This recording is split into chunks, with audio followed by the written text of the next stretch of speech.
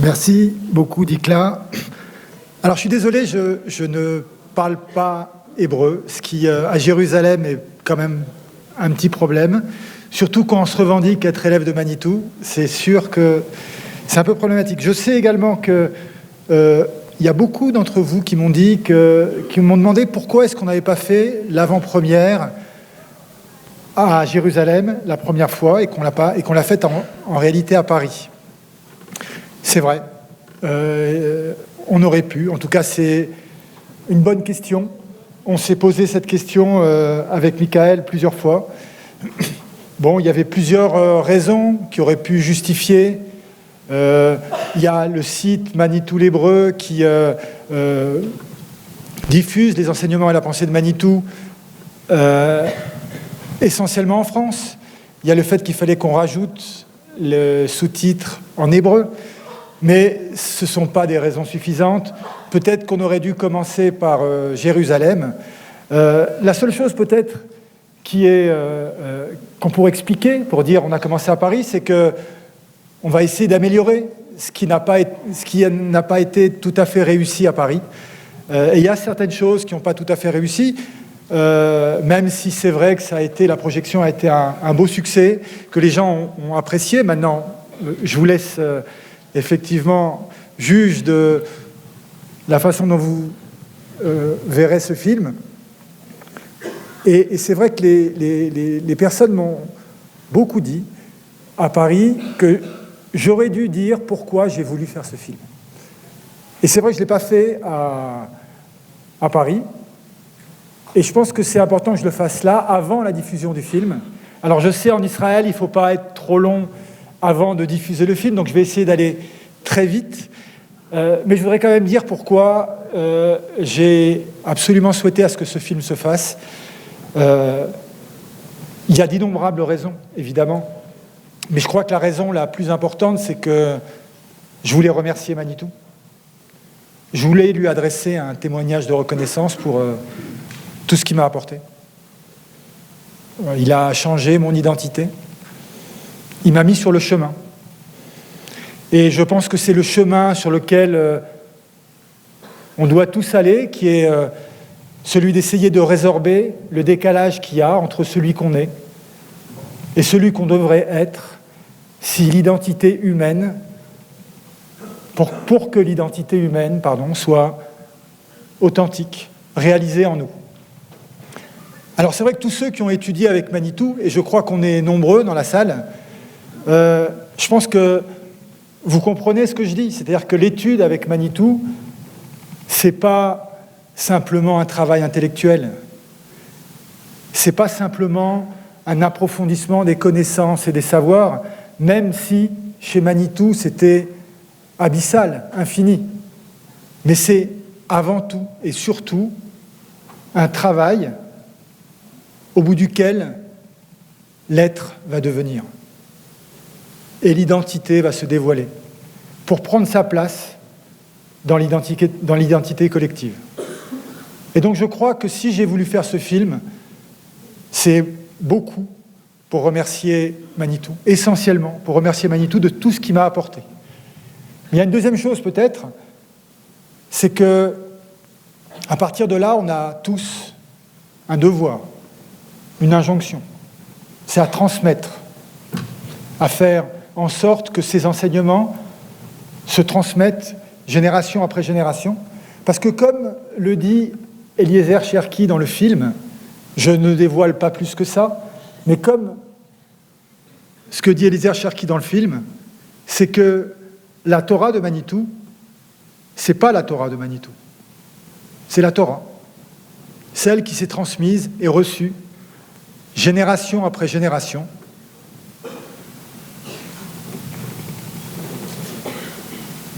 Voilà en fait pourquoi j'ai voulu faire ce film. Donc je crois qu'il y a deux raisons essentielles. La première, c'est remercier Manitou, et la deuxième, c'est d'essayer d'apporter à mon niveau une contribution pour faire en sorte que ces enseignements puissent se poursuivre. Merci beaucoup.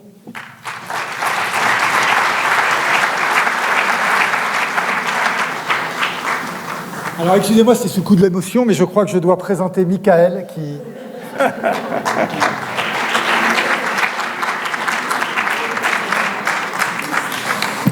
Bonsoir à tous, merci d'être venus. J'ai un peu l'impression de fêter ma bar mitzvah, là. Je vois des amis, de la famille. Le temps passe, hein, je pense. Alors, merci à Olivier d'avoir pris l'initiative de me demander de faire ce film. Écoutez, je vais vous raconter une petite anecdote que j'ai écrite et que j'ai racontée même ne serait-ce qu'hier dans une interview et que je répète. Donc je m'excuse d'avance pour ceux qui la connaissent déjà. Il se trouve que j'ai un tout petit peu connu Manitou. Disons que je l'ai vu quand j'étais gamin à Paris. Et ensuite, lorsque j'ai fait mon alliage, j'ai assisté à une série de cours sur le livre de Bereshit. Des cours passionnants, comme vous vous en doutez. Et le dernier cours de cette série de cours, c'était en 1995 ou 96. 95. Le dernier cours était consacré aux questions, parce que pendant la série des cours, on n'avait pas le droit de poser des questions. Et Manitou nous demandait donc de réfléchir à tous ces enseignements, et il nous a demandé de préparer des questions. Et à l'époque, j'étais un jeune homme curieux déjà, et j'avais préparé une ou deux questions. Et Manitou m'a envoyé balader. Il m'a dit « Mais tu es aveugle ? Tu n'as rien compris ?» ou quelque chose comme ça. Voilà, et bon, il était comme ça parfois, Manitou. Lorsque quelque chose ne lui plaisait pas, il le disait franchement. Et c'était aussi ça qu'on aimait chez lui. C'est-à-dire qu'il n'y avait pas de langue de bois chez Manitou.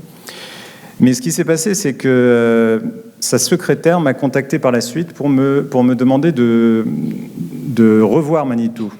Manitou souhaitait me parler. Il avait dit « Ah, c'est qui le petit jeune homme qui a posé des questions idiotes, là ? Je voudrais lui dire quelque chose. » Et donc, j'ai pris rendez-vous avec Manitou. Et le rendez-vous a été annulé parce que Manitou était malade. Et on a reporté une première fois, une deuxième fois, une troisième fois. Et finalement, le rendez-vous n'a jamais eu lieu et il est mort quelques mois plus tard. Et donc, je suis resté avec cette frustration, cette interrogation. Qu'est-ce que Manitou voulait me dire ? Jusqu'à aujourd'hui. Et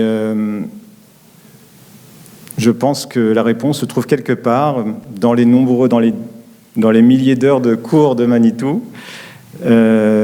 dans les enseignements de ses élèves. J'ai beaucoup appris avec le Rav Shirky ici présent, qui diffuse souvent la pensée de Manitou. Et jusqu'à aujourd'hui, je crois que j'ai fait ce film aussi pour ça, pour essayer de comprendre ce que Manitou avait à dire.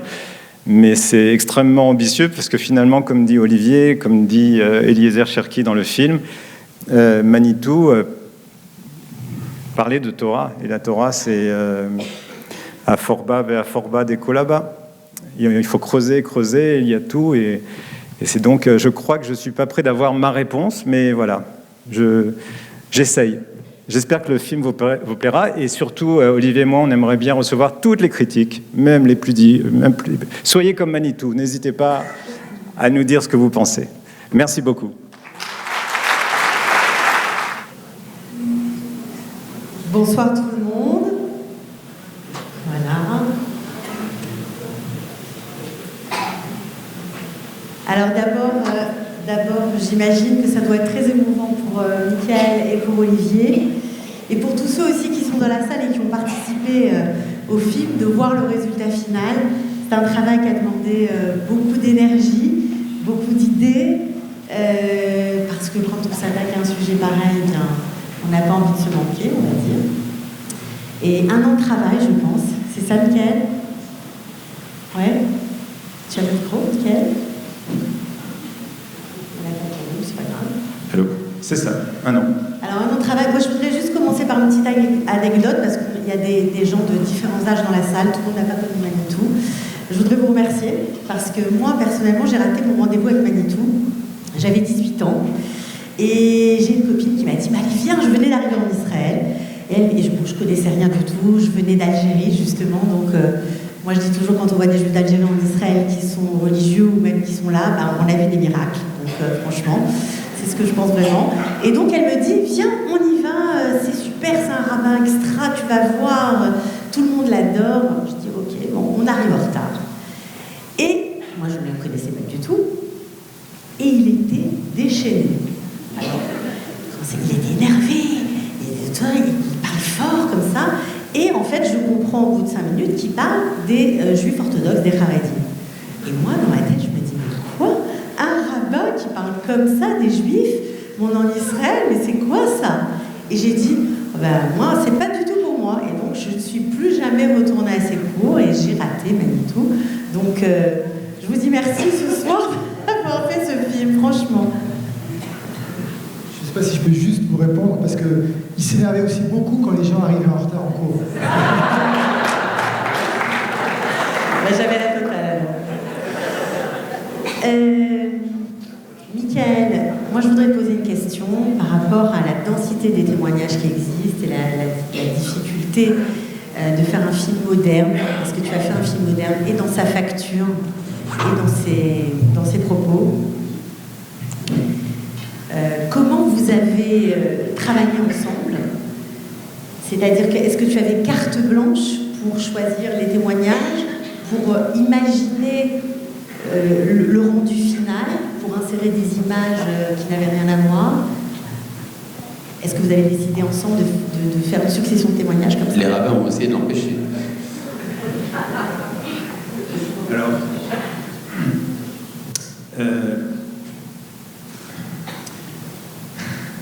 on va parler de la collaboration avec Olivier qui était passionnante. Alors, Olivier et moi, on se parlait régulièrement au téléphone. On se parlait très régulièrement et on débattait très souvent. Et Olivier m'a suivi dans toutes mes folies dans ce film. D'abord, ça se fait pas de faire un film anti-biographique, je veux dire. C'est pas une biographie, c'est une anti-biographie. Normalement, lorsqu'on fait un film sur un personnage historique ou autre, on raconte son enfance, on raconte les étapes de sa vie, et on a tout zappé. On a même zappé l'origine de son nom. C'est-à-dire qu'on part du postulat que tout le monde sait que Manitou était le Rav Léon Ashkenazi, son nom de totem Osei.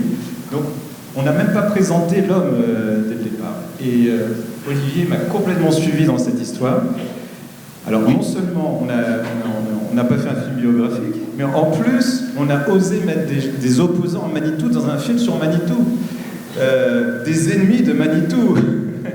Et un représentant fier on va dire, du courant orthodoxe qui dit tout le mal qu'il pense de la pensée de Manitou. Et je pensais que c'était nécessaire pour qu'on puisse situer, en fait, Manitou, pour le comprendre. Oui, alors, je voudrais juste peut-être rajouter 2-3 petites choses, parce que je partage ce que dit Michael, si ce n'est qu'il y a quand même 2-3 petites choses sur lesquelles on a quand même eu quelques petites difficultés. Donc, on a effectivement beaucoup échangé avec Michael. Comment ça s'est passé le film? C'est que moi, je voulais faire un film. Je vous expliquer pourquoi. Et c'est vrai que j'ai rencontré Michael il y a, pour les 20 ans de la commémoration de la disparition de Manitou, où on était venu une quarantaine de Paris, et j'ai rencontré Michael, il avait fait un petit film sur les jeunes et Manitou. J'avais adoré ce qu'il faisait, j'avais trouvé le profil humain magnifique, et je me suis dit, c'est avec lui qu'il faut que je travaille pour faire quelque chose sur Manitou. Je lui ai demandé une première fois, il a refusé parce qu'il était dans son film sur Chouchani, qui est, je crois, très connu, qui va être bientôt très connu en Israël, peut-être plus que Manitou. Et donc, avec Bella Bélange, qui est ici présente, on a de nouveau insisté auprès de Michael pour qu'il accepte de travailler avec moi pour qu'on fasse ce film sur Manitou, et finalement, il a accepté. Et après, c'est vrai que ça a été... Moi, j'avais une idée très claire de ce que je voulais. C'est vrai qu'on était d'accord sur le fait que je ne voulais pas du tout un film autobiographique. Je voulais quelque chose qui parle des idées, des contenus. Je voulais également, comme Michael, qu'il n'y ait pas que des gens qui disent du bien de Manitou. Et c'était bien qu'il y ait des personnes qui puissent aussi s'exprimer sur leurs contradictions, leurs controverses, vis-à-vis de la pensée de Manitou. J'ai trouvé ça très intéressant pour ne pas faire qu'un film à l'éloge de Manitou. Et puis c'est vrai qu'on a beaucoup échangé au téléphone, parce qu'il y avait des fois... ce qui est incroyable avec Manitou, c'est qu'il a autant d'élèves que de façons différentes de voir ces enseignements. C'est absolument incroyable. C'est ça la gageure, j'imagine, de faire intervenir tous ces élèves si différents. Ça n'a pas dû être simple, ça a dû prendre... Vraiment, ça a dû être compliqué. Et donc c'était compliqué, et c'est pour ça qu'on a beaucoup échangé, parce qu'on a dû trouver un compromis entre moi, ce que je voulais comme idéal au départ, ce que lui voulait, parce qu'à partir du moment où c'est un réalisateur engagé, qu'on a commencé à travailler ensemble, il avait lui aussi sa vision. Nos visions n'étaient pas toujours les mêmes, et il a fallu à un moment ou à un autre que lui fasse des compromis, que moi je fasse des compromis, et on est arrivé à ça qui nous a plu tous les deux. Alors, Rav Cherki, est-ce que vous avez eu la chance de regarder avant le film? Est-ce que vous a demandé des conseils peut-être pour la version finale du film ou pas? Disons que j'étais le trouble fait parmi le comité des sages qui essayait de limiter l'originalité de Michael. J'ai dit une production artistique n'a pas besoin d'inquisiteur. Ça, on voit le résultat et après on voit si on est satisfait ou pas. Et donc je suis extrêmement satisfait. Disons que si j'essaie de ressortir un message de ce que j'ai pu voir, évidemment, la préparation du film, le message que je ressors, c'est extraordinaire comment ce film nous laisse sur notre soif. C'est-à-dire, il donne envie de connaître. Et disons que ça devrait être suivi, si vous voulez, avec des sous-titres. Des cours sur la pensée de Manitou sont donnés à tel et tel endroit par telle et telle personne. Mais ça ferait trop publicitaire. En tout cas, je me suis rappelé lorsqu'on avait fait les 70 ans de Manitou au théâtre de Jérusalem, il y a eu une récréation, on va dire, une interruption entre les deux parties. Et donc, il y avait un buffet. Et je me suis approché de Manitou, et il me dit « On a parlé de tout sauf de l'essentiel, mais c'est pas grave. » Et je pense que c'est peut-être ça qu'il aurait dit, justement, s'il avait vu ce film. On a parlé de tout, et l'essentiel n'a pas été dit, mais il ne peut pas être dit, justement. Et c'est ça qui est extraordinaire dans ce film. Ça vous va, ça? On a parlé de tout, sauf de l'essentiel, Michael. C'est un peu dur, ça. Oui, bon, tu peux être pas d'accord. Alors qu'est-ce que l'essentiel, Rav Cherki? Justement, Manitou avait un secret. Et ce secret, il le portait dans son cœur. Il n'en parlait jamais. Et c'est peut-être ça, justement, qui lui permettait de diffuser à tellement de personnes et un tel éventail de sensibilité. Parce qu'il avait en lui, on pourrait dire, une sorte d'étincelle inextinguible. Et cette étincelle, justement, c'est ça qu'on essaye de rencontrer.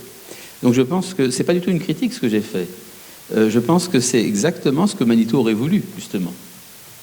C'est-à-dire une sorte de rayonnement qui vient d'un feu intérieur. Et ce feu intérieur, on peut essayer de le définir, on peut, chacun selon ses exigences. Par exemple, moi, quand j'allais voir Manitou, je lui parlais en langage yeshivatique, en langage rabbinique. Et il me répondait dans ce langage. Mais je pense qu'à toute autre personne, il aurait répondu autrement. Et c'est ça qui est extraordinaire dans cet enseignement, c'est qu'il est parlant, c'est un enseignement qui porte en lui une dynamique qui va vers quelque chose. D'ailleurs, Manitou lui-même, quand on lui a demandé un jour, j'ai entendu ça de Chaim Rothenberg, on lui a demandé, mais qu'est-ce que c'est que l'hébreu dont tu parles, le juif qui va devenir hébreu? Il dit, je ne sais pas.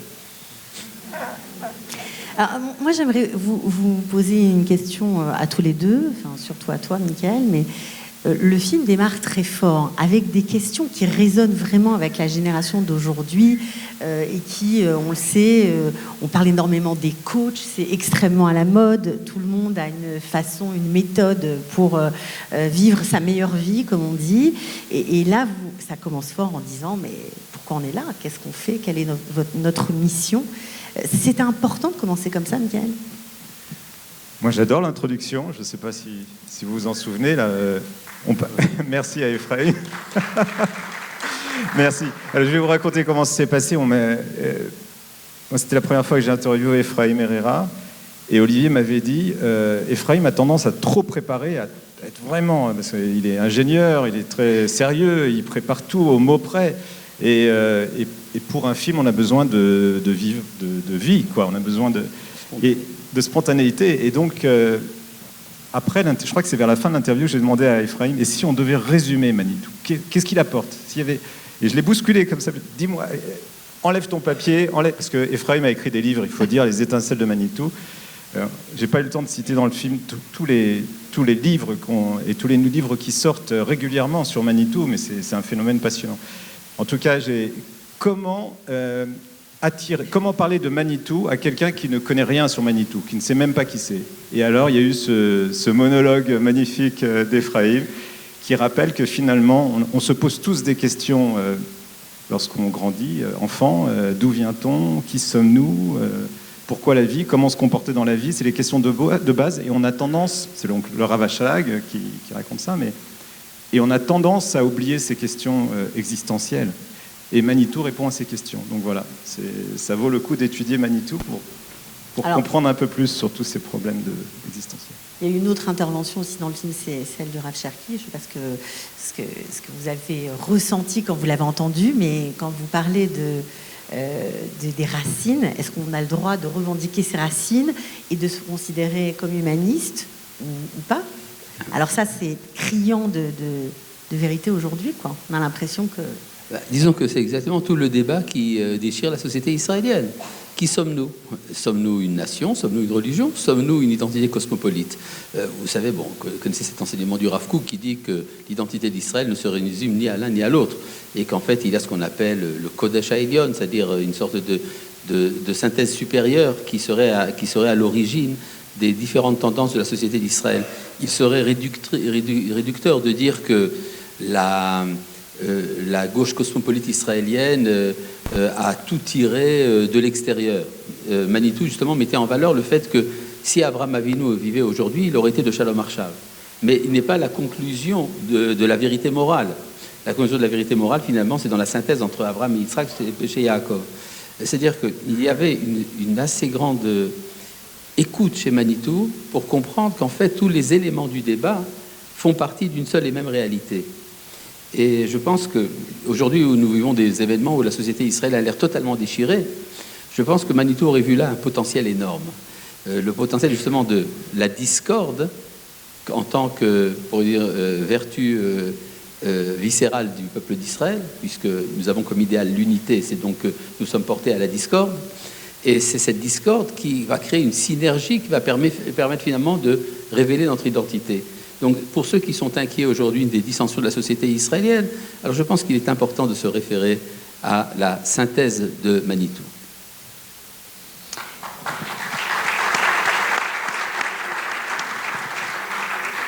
Olivier, ça fait chaud au cœur, j'imagine, d'entendre quelque chose comme ça en disant que peut-être par ce film qui va être traduit complètement en hébreu, et là il était sous-titré, mais vous allez aussi le diffuser au public israélien. Peut-être que ça va apporter un peu plus de rapprochement, on va se rapprocher vers la ligne médiane. Ah voilà. D'ailleurs, comme disait Emmanuel Alpérine, quand Manitou lui a dit est-ce qu'on ne peut pas être normal, ça n'a pas été diffusé. Alors, Emmanuel Alpérine lui dit vous allez quand même reconnaître qu'il y a différentes manières d'être normal.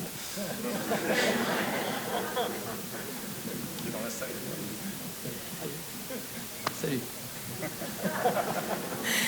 Alors, juste une autre question que j'imagine tout le monde se pose. Est-ce que vous vous êtes rencontré avec le Rav Sadin? Est-ce que vous avez eu des échanges hors caméra avec lui à propos de Manitou? Ou c'est resté toi, en tant que réalisateur, et puis le Rav Cherki? Personnellement, je n'ai pas eu de rencontre ni avec l'un ni avec l'autre. J'ai rencontré Denis Charby dans d'autres cadres, mais pas dans le cadre du film. Je peux vous dire que, en tout cas, certains élèves de Manitou étaient complètement opposés à la présence de ces deux contradicteurs. Et comme je vous ai dit, en fait, on ne s'adresse pas aux élèves de Manitou, bien sûr aussi aux élèves de Manitou, mais on voulait vraiment faire comprendre où se situait la pensée de Manitou. Et je m'excuse parce que je sais que dans la salle, il y a beaucoup de gens qui ont connu Manitou à différentes époques, et c'est vrai que certains ne retrouvent pas le Manitou qu'ils ont connu à Orsay, le Manitou qu'ils ont connu au ZI. On n'a pas adressé toutes ces parties, parce qu'on aurait dû faire une série. On va peut-être faire, Olivier, une série de 50 épisodes Donc, voilà, on a essayé de parler Manitou, l'avenir. Manitou, ce qu'il a à dire aux jeunes Israéliens. C'était un peu l'ambition, et on va voir comment c'est pris par les jeunes Israéliens lorsqu'il sera en hébreu, et voilà, on espère que ça va marcher. Mais pour répondre un peu plus précisément à la question sur le Rav Sadine et sur Denis Charbit, merci. Ça a fait l'objet aussi de beaucoup de discussions, et pas que entre Michael et moi. Ça a été un arbitrage difficile. C'est-à-dire que la question qui se pose, imaginez, vous dites, on va faire un film sur Manitou, qui est en train de devenir une figure emblématique en Israël. C'est quand même extraordinaire que ça arrive maintenant, alors que c'est pas de son vivant.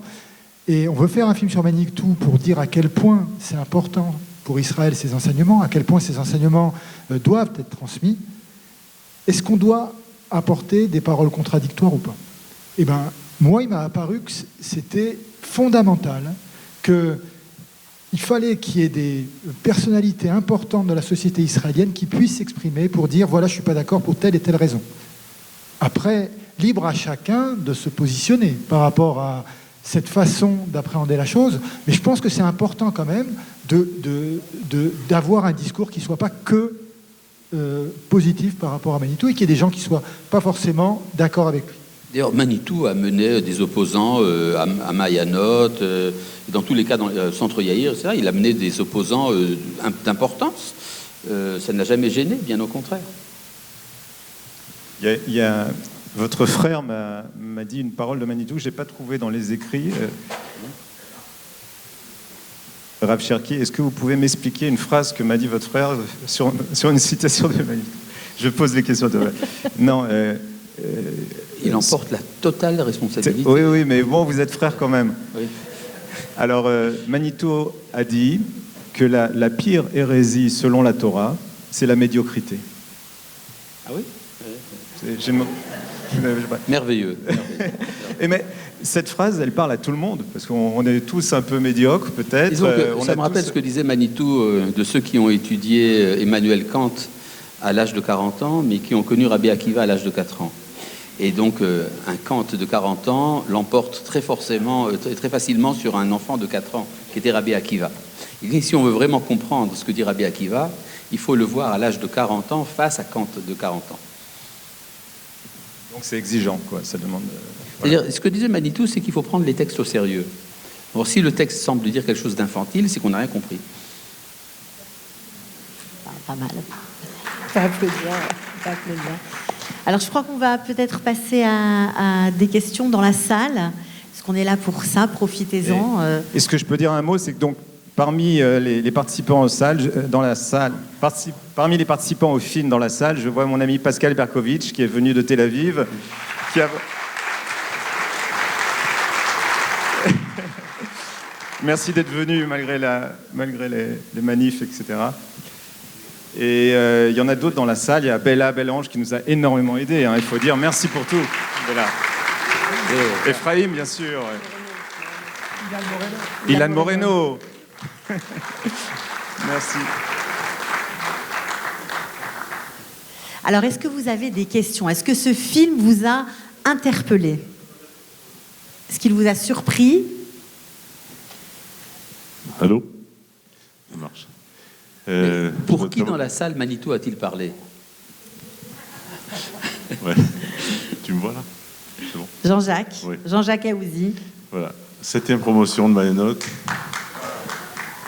Et je veux juste rappeler un souvenir que j'ai eu avec Manitou. Et j'étais en Israël entre 80 et 85. Et pour des raisons qui m'étaient personnelles, on est reparti en France. Et j'ai eu 2 années où j'ai pas pu aller voir Manitou, qui donnait ses cours, ses conférences à Rachi. Et au bout de 2 ans, je me suis décidé. J'ai pris mon courage à 2 mains, je suis allé le voir. À la sortie du cours, je suis allé le voir et je lui ai dit. Il me dit, ah, tu es là? J'ai dit oui. Il me dit, tu es en voiture? Je dis oui. Il me dit, tu m'attends, tu m'accompagnes, on va dîner au restaurant. Alors je lui dis, mais je peux vous parler? Oui, on va parler. Et en voiture, comme avait dit tout à l'heure Ilan Moreno, Manitou devient un être humain et je lui dis, ça fait 2 ans que j'essaie de venir vous voir et je n'ai pas pu parce que j'étais gêné. J'ai appris de sionisme, j'ai appris à aimer Israël et je me trouve en Chutz Laaretz, je me trouve à Paris pour des raisons personnelles. Et à ce moment-là, il me dit, écoute, tu prendras le temps que ça prendra, mais tu reviendras. Voilà, je suis là ce soir. Ça fait 15 ans que je suis revenu, presque 17 ans. Presque, oui. Et je voulais dire que ce film était magnifique, émouvant. On aurait pu en faire, comme il a dit, une série sur Netflix pratiquement, tellement il y a de la matière à faire un film, à faire d'autres films. Et voilà, bon, je suis un peu ému aussi en parlant de Manitou, parce que c'est aussi très... je peux vous raconter une tonne d'anecdotes et des choses personnelles. On était en train d'étudier dans une chambre à Mayanote avec celle qui est devenue ma femme. Et Manitou monte, et on entend du bruit, il monte. Qu'est-ce que vous faites dans la chambre? On travaille notre hébreu. Ah, vous n'avez pas travaillé votre hébreu dans la chambre, vous le travaillez dans la salle. Bon. C'était comme un père, comme un maître, enfin, voilà, il était là à nous diriger. On avait un peu peur de lui aussi. Voilà. Merci beaucoup, mais en tout cas, ce qui est sûr, c'est que si on fait une série, on va vous interviewer. Est-ce qu'il y a des gens dans la salle qui ne... Ah voilà, il y a une question. Allez-y. J'ai déjà le micro. Excusez-moi. Alors allez-y. Merci beaucoup pour ce film. J'ai adoré. J'ai beaucoup appris sur Manitou. Je ne connaissais pas vraiment. Et c'était justement, ça me donne envie de le connaître encore un peu plus. Une question peut-être pour le Rav Cherki. Qu'est-ce que Manitou aurait dit aujourd'hui sur ce qui se passe sur la scène israélienne? Je vais vous dire une petite chose, 2 éléments. Tout d'abord, je considère que quand une personne est une grande personne, un grand personnage, dire qu'on sait ce qu'il aurait dit est un peu prétentieux. C'est un peu le réduire. D'autre part, je voudrais quand même me référer à un enseignement de Manitou, qui est que si nous sommes partis en galoute pour ramener ce que les kabbalistes appellent les étincelles de sainteté, ou disons la parcelle d'identité humaine qui se cachait dans telle ou telle civilisation.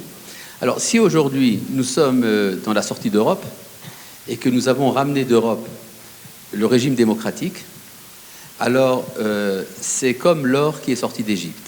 Or, l'or qui est sorti d'Égypte a servi à 2 choses. À amener la présence de Dieu sur terre à travers le tabernacle et à faire le veau d'or. En fait, ça veut dire que dans le contenu de l'or égyptien, il y a des éléments à adopter, des éléments à rejeter. Et tout le débat dans la société israélienne, c'est que nous sommes dans ce grand laboratoire dans lequel nous servons de cobaye à une expérience divine au niveau de l'histoire. Et chacun fait le tri de l'or. Il dit, voilà, cette pièce d'or, ça appartient au veau d'or, il faut la jeter. Et l'autre dit, non, tu es fou, ça fait partie du tabernacle, il faut la garder. C'est à peu près ça qui se passe actuellement.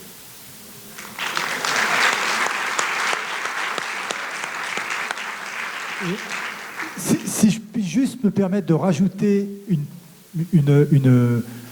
petite réponse sur la question que vous venez de poser. Manitou racontait une histoire, je l'ai entendue, de Eliezer Cherki, du frère d'Ori Cherki. C'est que, normalement, c'est un grand honneur de parler de quelqu'un lorsqu'il est mort. Et ce qu'on dit dans le Talmud, c'est dans Sanhedrin, c'est que quand on parle de quelqu'un quand il est mort, dans sa tombe, ses lèvres, elles bougent. Elle bouge. Alors, Manitou disait, ah bon, elle bouge? Oui, elle bouge. Et qu'est-ce qu'elles disent? J'ai pas dit ça, j'ai pas dit ça, j'ai pas dit ça. Donc, je... Elle est très bonne.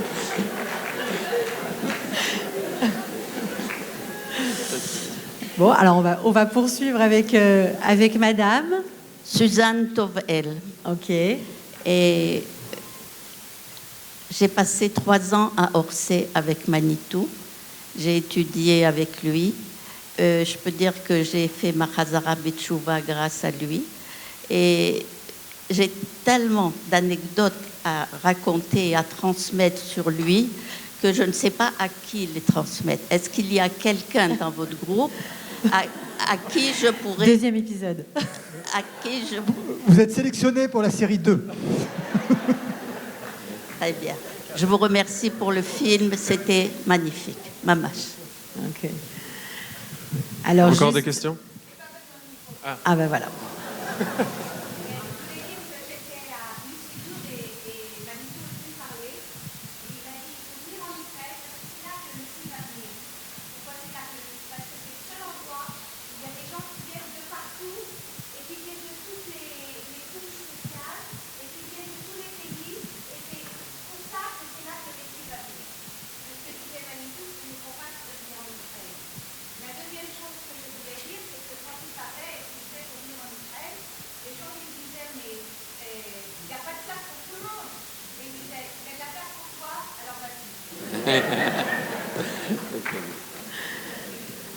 Est-ce qu'il y a encore une question?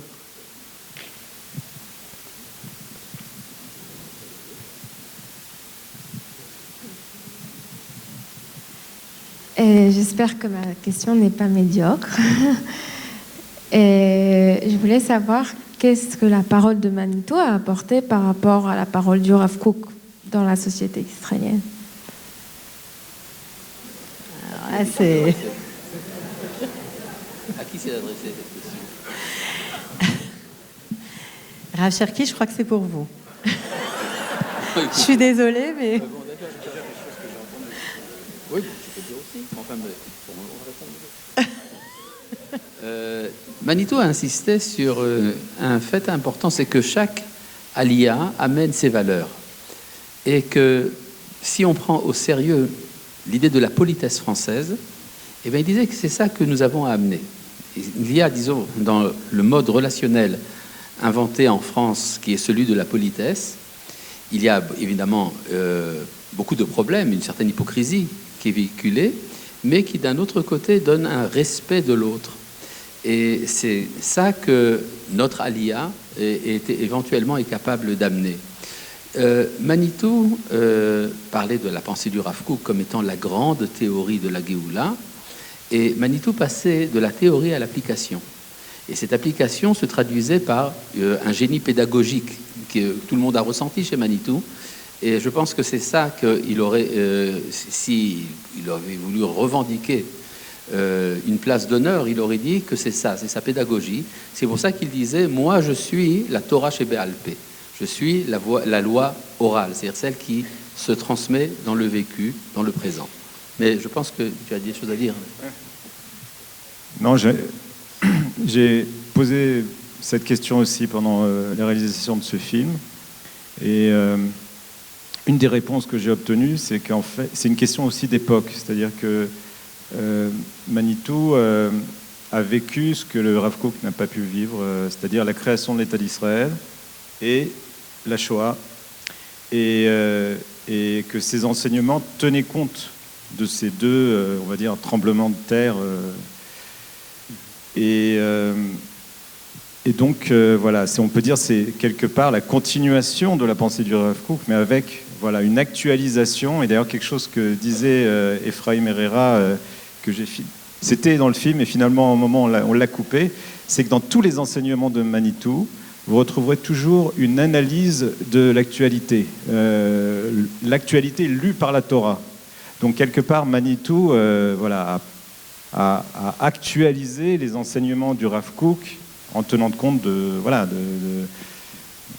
ce que personne ne pouvait imaginer, même 100 ans plus tôt, 50 ans plus tôt, la Shoah et la création d'Israël.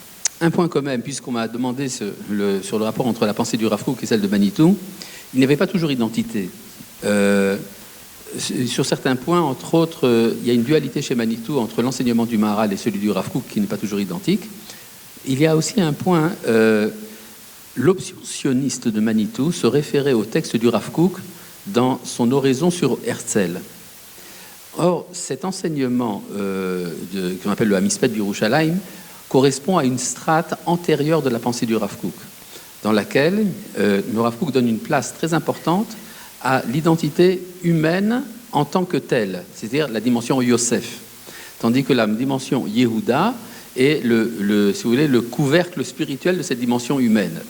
Par la suite, dans la pensée du Rav Kook, il y a une évolution dans laquelle le Rav Kook, justement, a, d'une certaine manière, dépassé cette dualité pour parler d'une synthèse dans laquelle en fait, il n'y aurait pas de dimension véritablement humaniste dans l'identité d'Israël, parce que tout aurait une origine dans le Kodesh, dans la sainteté supérieure, tandis que chez Manitou, il y avait une prise en considération de l'élément humain, terrestre et naturel. Est-ce que ça vous va comme réponse? Oui. Il y a une autre question, allez-y.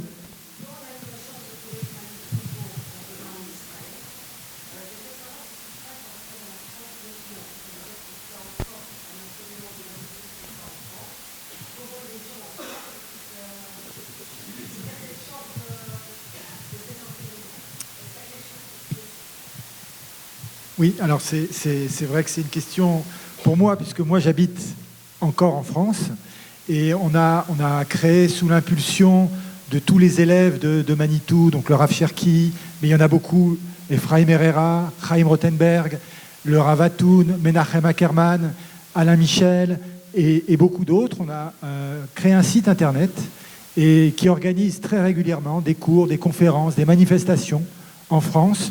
Et tous ces cours et ces conférences sont d'ailleurs accessibles sur le site internet manitou-l'hébreu.com, que je vous invite à visiter même depuis Israël, et vous pouvez le voir.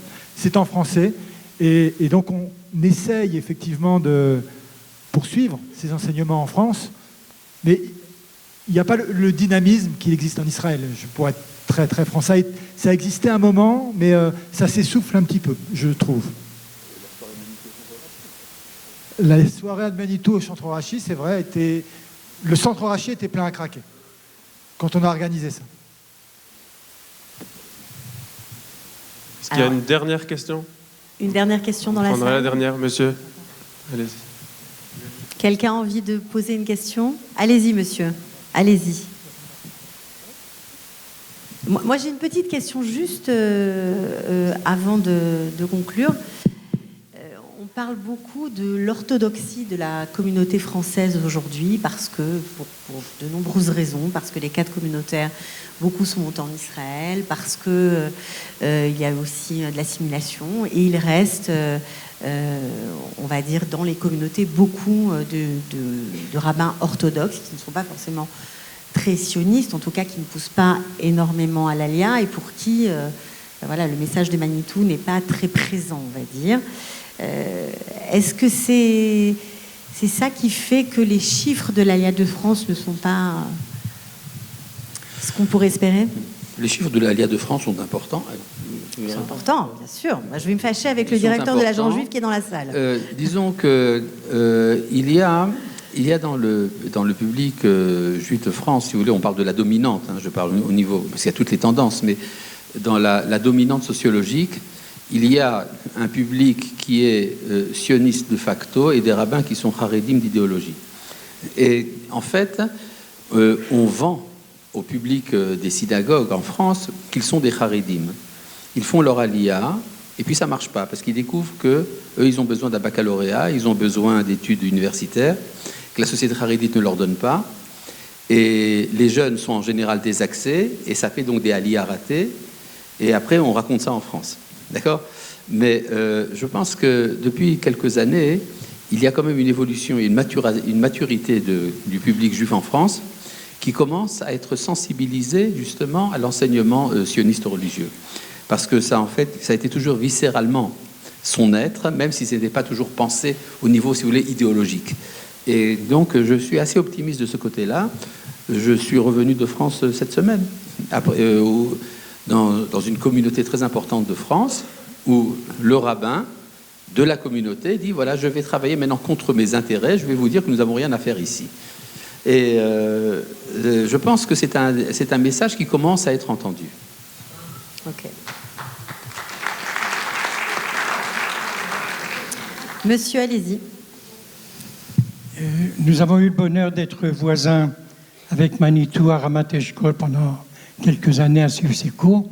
Mais ce que je voulais dire, je suis en train de lire un livre merveilleux de Sandrine Schwartz, comment dire, fabuleux, sur Shoshani.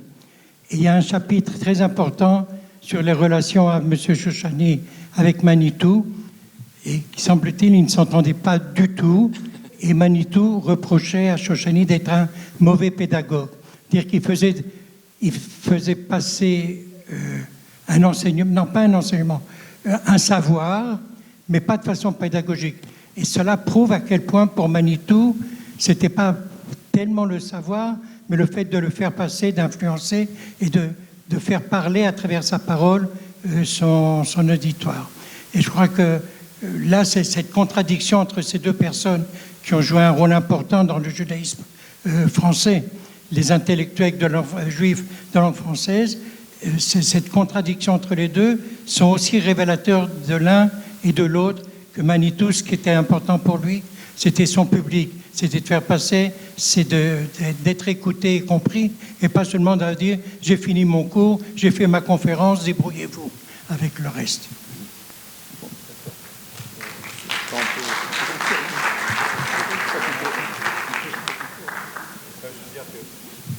Bon, juste, cher monsieur, j'ai travaillé pendant 10 ans sur monsieur Chouchani. Beaucoup de gens le savent. J'ai interrogé des centaines de personnes. Le film a été bloqué. Et j'ai eu le malheur de trop parler, de donner des conférences sur monsieur Chouchani. Et certains en ont profité pour prendre quelques informations sans me citer. Voilà. Dans 3 mois, normalement, Bezrat Hashem, s'il n'y a pas d'autre problème, le film va sortir. Et c'est vrai que c'est très intéressant. Beaucoup de gens confondent Manitou et Chouchani parce que c'est curieux, c'est folklorique, c'est des noms originaux. Les deux étaient, on va dire, des génies à leur façon, et les deux sont passés par la France, et les deux se sont connus et disputés. Comme disait Manitou, je l'ai pratiqué pendant 1 an, c'est vous dire ma patience. Voilà. Et voilà, vous en saurez plus lorsque vous verrez mon film, j'espère bientôt. Merci. Okay.